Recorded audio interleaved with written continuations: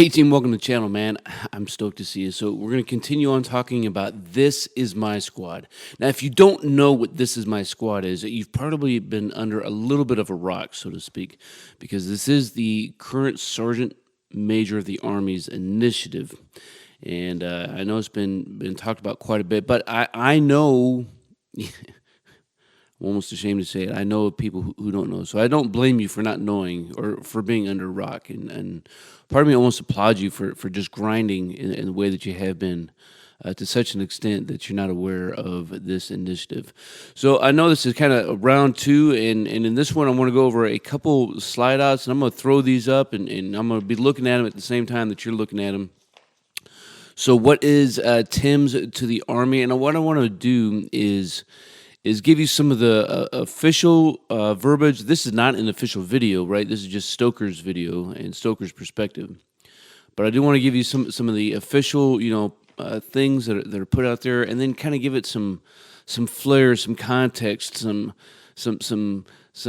stuff from my foxhole, right? From my perspective. What does this all mean to Stoker, and how can you put my experience, combine that with what we see in black and white, and actually flesh it out in your walk day to day. So what is Tim's, that is, This Is My Squad, to the Army? So it's junior NCOs who are owning the culture. I'm just going to read off some of this bold part. All members of the total Army team know that they are part of a squad, the strongest cohesive teams that replicate the traits. I'm responsible for the culture of my squad. That's what Tim's is to a sergeant or staff sergeant. So, as I'm going to leave this up for another second. So as we think about this, you see things like total Army, and it almost draws you to thinking like total Army concept, total soldier concept. Back to the basics, and there's some other cliches that are out there and other phrases that we've used along the way to try to help keep us in the right direction, right? And ultimately, that's what this is to me, right? This is my squad. That's get our focus and help keep it back, doing whatever it takes. And if that takes a Tim's, then dadgummit, that's what it is. And because ultimately you see that, I'm responsible for the culture of my squad, and that's going to become paramount and even more at the forefront of the thinking of senior leaders and commanders at every echelon, that that first line NCO, you are responsible for the culture of your squad. Is your squad professional? Does it embody the warrior ethos? Does it live and incarnate the Army values? How do you demonstrate that? How is that shown? How's that fleshed out? It's fleshed out in taking pride in your equipment, taking pride in your uniforms. It's taking pride in taking care of the barracks, being at points of friction and decisive locations. We also see culture fleshed out, quite frankly, on the opposite side of the spectrum, on that negative side of the spectrum, when we have a hostile work environment. That's our responsibility as squad leaders. We see it fleshed out when we have to. I hate, when we have soldiers in our ranks who are doing illegal things. Part of that responsibility is on us. Now, listen to me, friends. Adults make adult decisions, and you do adult things, and dadgummit, you need to take responsibility for what you do. But what we have to be able to stand ready to say when soldiers in our squad have drifted away from what we have guided them and directed and counseled and taught them to do is to say, I can show you through my counseling packet with this soldier. I can show you through testimony that they are not reflecting what they have been taught on a day-to-day basis. I know Specialist Jones, Matthew, and his wife, Sherry, and their 3 kids. I know that he's from Birkdale, California, and went to school at Riverside High School and enlisted in the Army because he needed something to do better for his life because he was already married. And he wanted to give his family some stability.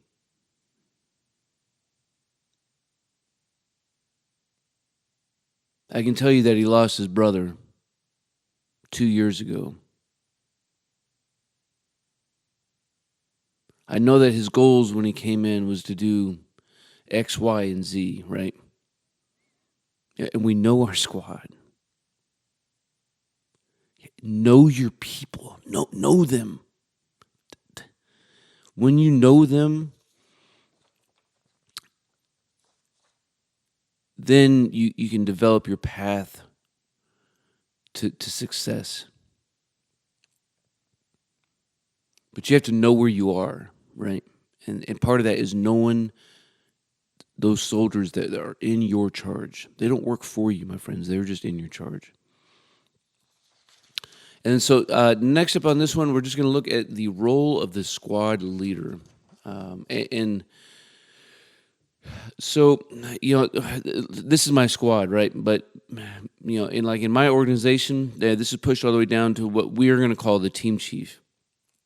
And our team chiefs are sergeants, and they have 5 soldiers who are in their charge. And so this is pushed down pretty far, that responsibility. So when I say squad leader, or this is my squad, make it applicable to you in where you're at. Make it relevant, right? So on this one, and then we'll put this video down for a minute. Our green boxes, right? Highly trained and ready, a cohesive, physically fit, and disciplined. Is the leader of the squad is the most influential leader to a squad member, right? And then out from there, then that's where you have these tie-ins to our main green boxes, and then setting the culture within the squad, listening to and understanding, kind of knowing, showing empathy, finding commonalities with our squad members. The squad that is trained, fit, cohesive, disciplined, positive, and ready will see a decrease in sexual harassment, sexual assault, suicide, racism, domestic issues, alcohol incidences, and safety incidents. Squad is only as strong as the faith that the soldiers have in the leader of the squad. Now, you've heard me say things like this before. Do the people in your charge, do they want you or do they need you? I think too many soldiers have leaders that they need. I need my leader to talk to me. I need my leader to take care of me. I need my leader to go to S1 and advocate for me. I need my leader to tell me what to do. I need my leader to tell me how to dress. I need my leader to... And it just goes on. But if we have soldiers who want us, then by instinct they will make right decisions, right? Because they want to be a part of this team. They want to be part of the organization. They have found their value in it. It's a big difference between need and want. A big difference. And how we live, how we operate is going to set the culture. It's going to set the tone for the soldiers who are in our charge to decide, do they need us or do they want us? And I think it is true, when we act and live with integrity, right? And that's what we're talking about, is when you are living the creed of the non-commissioned officer,